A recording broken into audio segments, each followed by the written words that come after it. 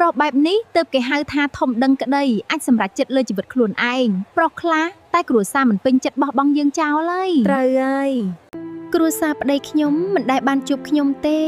តែឥឡូវម្ដាយក្មេកខ្ញុំបើកចិត្តទទួលខ្ញុំហើយព្រោះខ្ញុំពពោះចៅប្រុសគាត់ខ្ញុំកំពុងធ្វើដំណើរទៅជួបគ្រួសារខាងប្តីលើកដំបូងគ្រួសារប្តីបងប្រកាសជាចូលចិត្តបងឆាប់មិនខានព្រោះបងជាមនុស្សល្អភីកពិតជាម្ដាយពូកែមែនអាចមើលថែកូនបានតែម្នាក់ឯងកូនជាក្តីសង្ឃឹមដ៏ធំសម្រាប់ផ្ដល់កម្លាំងចិត្តឲ្យខ្ញុំតស៊ូនិងមិនបោះបង់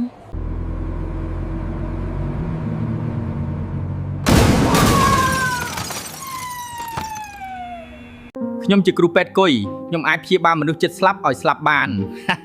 ច្រឡំមាត់ខ្ញុំអាចព្យាបាលមនុស្សចិត្តស្លាប់ឲ្យរស់ឡើងវិញបានលោកគ្រូពេទ្យគុយកូនប្រុសខ្ញុំនៅឯណាប្អូនសម្រាលមុនខែ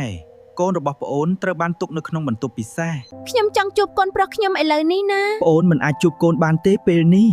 ប្អូននិងកូនត្រូវស្ថិតក្រោមការថែទាំយ៉ាងយកចិត្តទុកដាក់អត់ទេខ្ញុំចង់ជួបឥឡូវនេះខ្ញុំទ្រាំមិនបានទេ